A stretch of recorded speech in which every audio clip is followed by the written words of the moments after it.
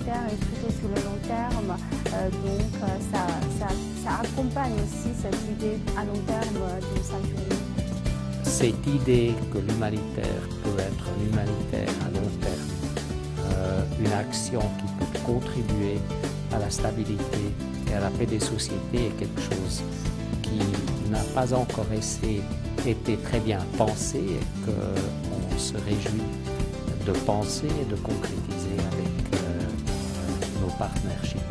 Dans les yeux de tout le monde, peut-être le travail de CICR est un travail où vous allez rencontrer des situations en détresse, vous allez être très triste, mais pour vous, il y a beaucoup d'espoir en fait. Il y a beaucoup d'éléments d'espoir que je détecte dans les yeux des bénéficiaires et ça nous encourage de continuer le travail qu'on fait souvent. Et ce n'est pas une surprise, c'est les yeux des enfants qui me touchent le plus. Le Forum de la Ceinture et la Route pour la coopération internationale a eu lieu les 14 et 15 mai à Beijing. Peter Maurer, le président du comité international de la Croix-Rouge, et Jacques Pelé, son envoyé spécial en Chine pour la CICR, étaient tous les deux présents pour assister au forum. La situation mondiale connaît actuellement des changements profonds et rapides. Les crises humanitaires sont de plus en plus fréquentes et les relations internationales de plus en plus compliquées. L'assistance humanitaire est aujourd'hui entrée dans une ère de diversification et de normalisation. La Chine est l'un des 189 membres du mouvement international de la Croix-Rouge et du Croissant-Rouge. Elle est également l'un des 196 signataires de la Convention de Genève. Depuis l'établissement de la Chine nouvelle, le montant cumulé de l'aide à l'étranger a dépassé les 300 milliards de yuan.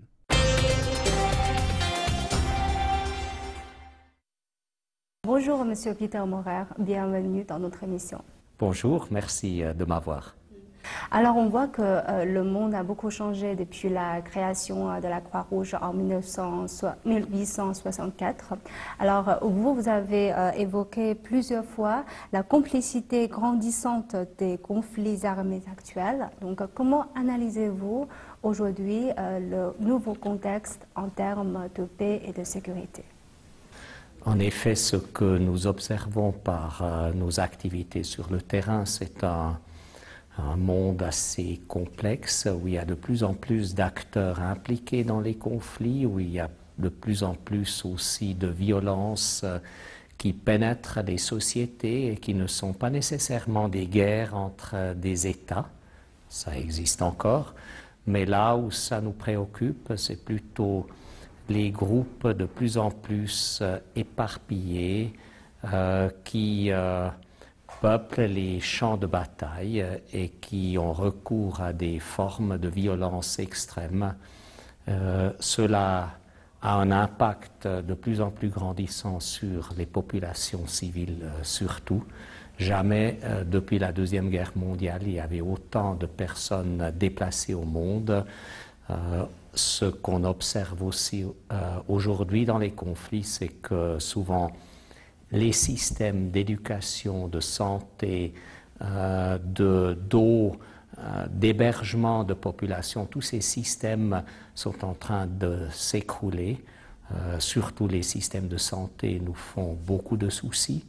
On voit que les gens ne meurent pas nécessairement des effets directs des guerres, des bombes et des mitraillettes et des artilleries, mais aussi ils meurent parce que les hôpitaux sont attaqués, parce que les systèmes de santé sont en désintégration et donc les gens n'ont plus les services nécessaires.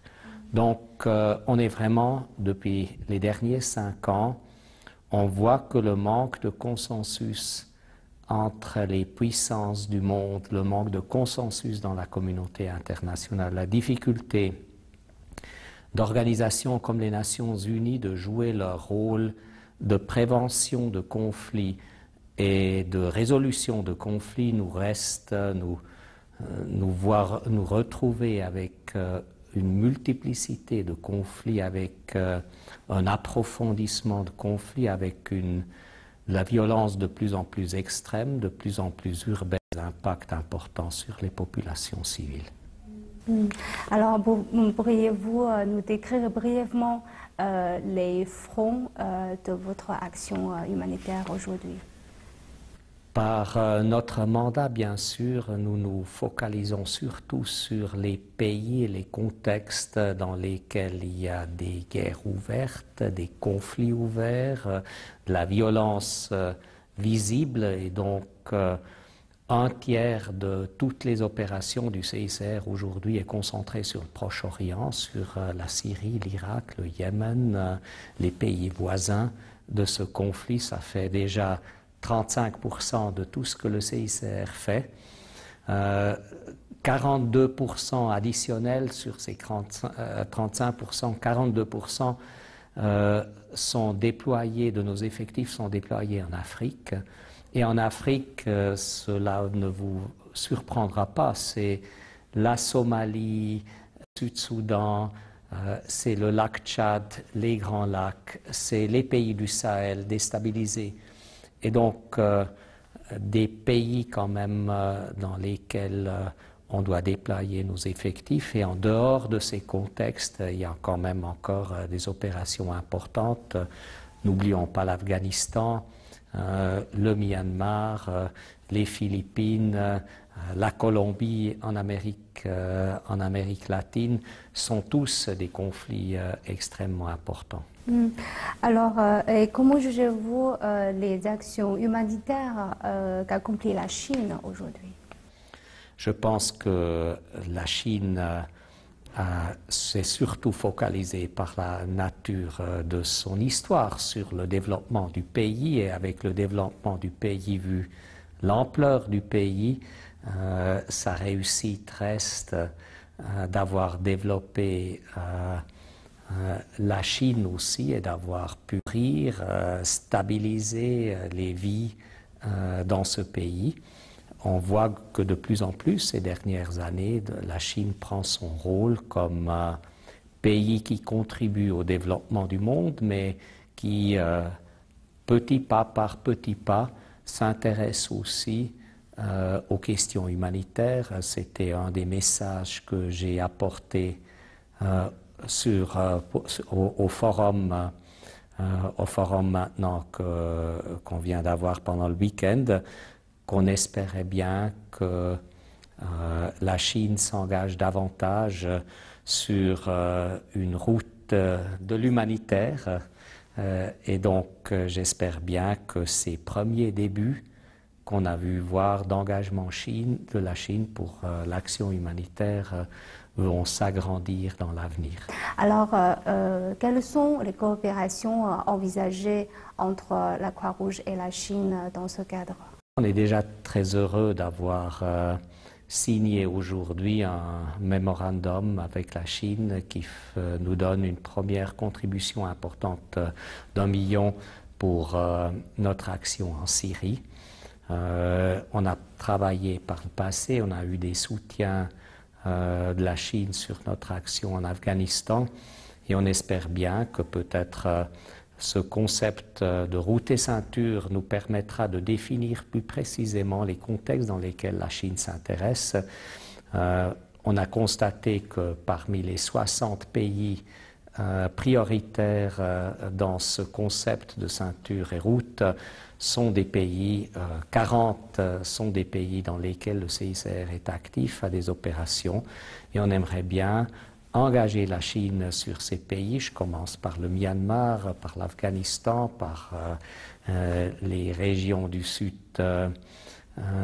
asiatique que j'ai mentionné aussi, mais aussi bien sûr l'Afrique qui est aussi un peu une des cibles d'autres domaines politiques de la Chine, comme le déploiement de troupes de maintien de la paix, comme d'autres engagements que la Chine a pris. Alors tout cela sont des contextes qui entrent facilement dans le concept ceinture et de route que nous aimerions bien convaincre la Chine, la Croix-Rouge chinoise, de s'engager à côté de nous et avec nous pour apporter une réponse humanitaire, donc neutre, impartiale et indépendante, à la stabilisation de ces conflits, et pour permettre aux gens qui souffrent des impacts des violences de trouver plus de stabilité dans leur vie. C'est-à-dire que vous pensez que cette initiative Ceinture et Route peut en quelque sorte contribuer à donner plus de stabilité à ces régions? Ce que je constate que c'est un concept bien pensé, pensé d'une manière très élaborée, et je pense le discours du président en fait témoignage qu'on a entendu hier. Comme tout concept, c'est un concept, c'est un plan de route et il faudra concrétiser ce plan d'action. C'est avec un certain souci aussi que j'ai constaté que la plupart des participants au forum, quand on parle ceinture route, ils parlent de route, de chemin de fer, de port, d'électricité. Et je pense, dans ce contexte, le CICR a un message original et j'aimerais dire plus consistant avec le concept du prêt-à-dire plus large, plus axé sur les besoins des gens, plus axé sur les besoins de stabilité de société. Et je pense, dans ce domaine, l'action humanitaire neutre, impartiale et indépendante, basée sur le droit international humanitaire, c'est dans ce contexte que nous pouvons apporter quelque chose à la concrétisation et nous espérons bien que la Chine sera un partenaire important dans la réalisation de ces objectifs humanitaires et de cette action humanitaire. Quels sont les résultats de vos rencontres avec les dirigeants chinois jusqu'ici? Est-ce que vous avez bien avancé sur ce front humanitaire? Parce que je pense au début, quand la Chine a décidé d'ouvrir ce forum, c'est une initiative, donc c'est un plan d'action. Donc maintenant, pensez-vous que, d'après vous, est-ce que les choses se concrétisent déjà et comment ont réagi les dirigeants chinois? Bon, ce que je peux dire, c'est que je sors de la réunion avec le vice-président de Chine et j'ai constaté une grande sympathie, un grand soutien pour les idées que j'ai évoquées avec lui. On a défini aussi sur quelques sujets précis il y a un intérêt de travail, je les ai mentionnés, les pays voisins de Chine, les pays dans la région, le déploiement de capacités en personnel chinois dans les opérations humanitaires. Donc on a discuté de toutes ces thématiques et je pense l'idée en soi est une idée qui a été reçue très positivement. On a entendu parler de beaucoup de routes différentes, la route verte, la route des investissements et je pense la route humanitaire aussi les a capturés quelque part comme un élément important. Je pense qu'il ne faut pas se leurrer, il y a en Chine et ailleurs certains malentendus. L'humanitaire est surtout souvent compris comme une action à court délai et dans l'urgence. Et je pense c'est là où la transformation des conflits de laquelle on a parlé tout au début a aussi contribué à transformer l'action humanitaire. De plus en plus, on travaille dans la longue durée, on essaye de mettre ensemble la réponse à court délai dans l'urgence avec la nécessité de développement, avec la nécessité de stabilité et de paix à long terme. Et je pense cette idée que l'humanitaire peut être un humanitaire à long terme, une action qui peut contribuer à la stabilité et à la paix des sociétés est quelque chose qui n'a pas encore été très bien pensé et qu'on se réjouit de penser et de concrétiser avec nos partenaires chinois. C'est-à-dire que l'idée de l'humanitaire est plutôt sur le long terme, donc ça accompagne aussi cette idée à long terme d'une ceinture et une route. Tout à fait. Et je pense tout le monde en parle aujourd'hui de lier le court terme avec le long terme, l'humanitaire avec le développement. Et je pense que ce n'est pas par volonté seulement, c'est aussi par nécessité que nous constatons que c'est important de penser et de travailler dans ces directions, parce que de plus en plus, on voit que les conflits dans lesquels on est sont des conflits qui se terminent jamais. Ce sont des conflits qui étaient là il y a 20 ans, il y a 30 ans. Je viens de dire, puisque je viens de passer quelques jours au Myanmar, on est présent au Myanmar il y a 30 ans, on est présent en Afghanistan depuis 40 ans, on est présent au Yémen depuis 60 ans.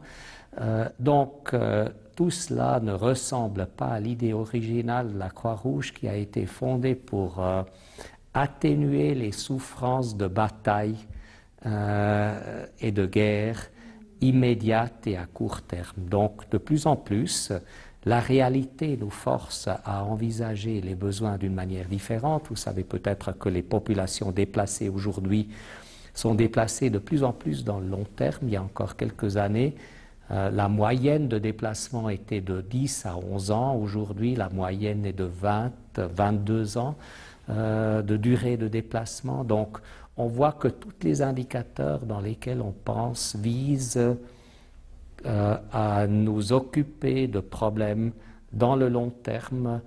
Et donc, c'est peut-être à ça qu'il faut repenser. C'est, je pense, cela que le CICR a essayé de mettre en relief dans les discussions sur route et ceinture.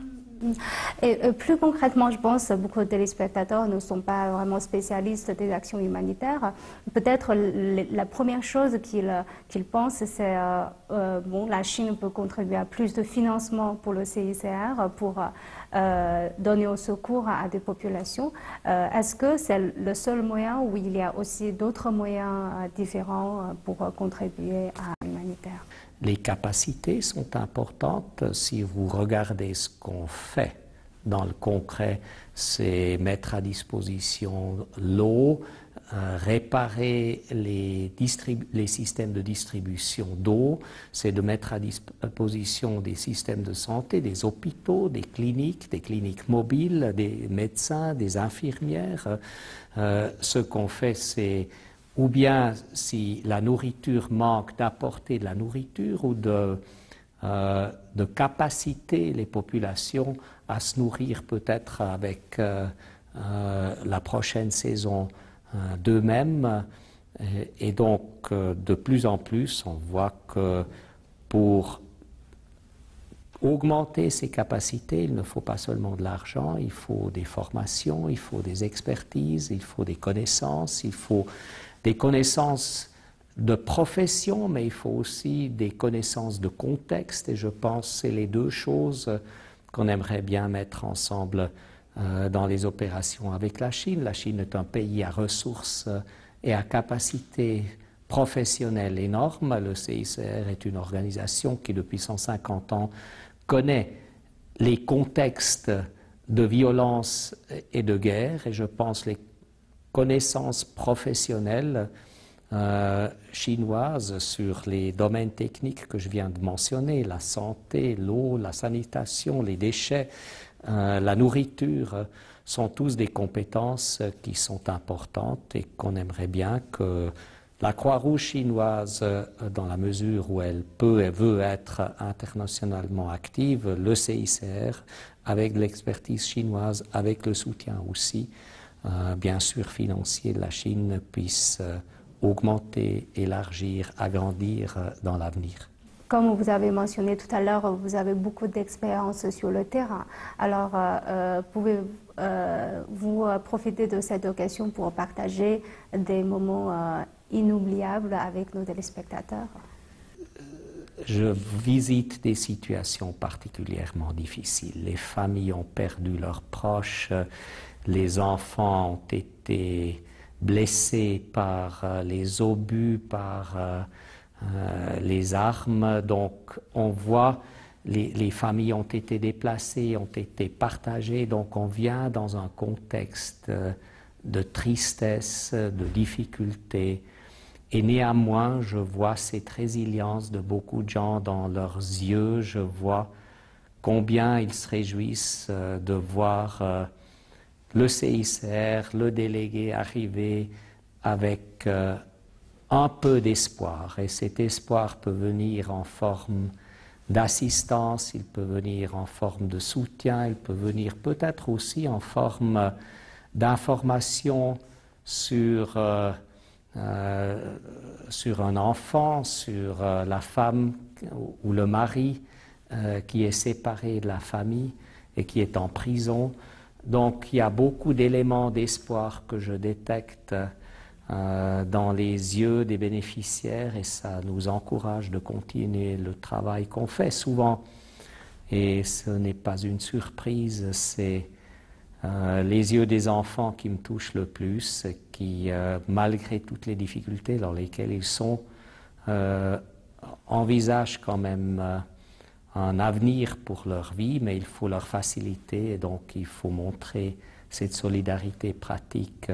J'ai vu des tailleurs, j'ai vu des femmes qui vendaient et qui pouvaient vendre ou créer un petit magasin et cela m'a donné beaucoup d'espoir de voir que 2 ans après le déplacement, avec l'aide du CICR, avec l'aide à la survie, avec l'aide de construire un magasin, de construire des affaires, de refaire sa vie, que ces familles et ces femmes, hommes et enfants ont réussi à stabiliser leur vie, à envisager un avenir.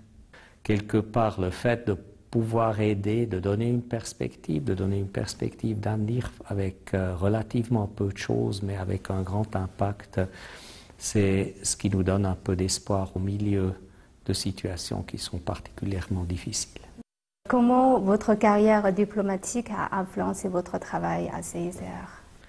Je pense aujourd'hui encore, le CICR a un mandat d'État, 194 États ont signé les conventions de Genève, ils ont donné un mandat au CICR d'être le gardien des conventions, d'assister les États à mettre en œuvre les conventions de Genève, le droit international humanitaire, et donc c'est un travail de diplomatie pratique, de nous engager avec nos donateurs de mandat, avec les États, de les former, de les assister dans des situations difficiles de conflit, de mettre en œuvre ce droit d'une manière conforme au texte.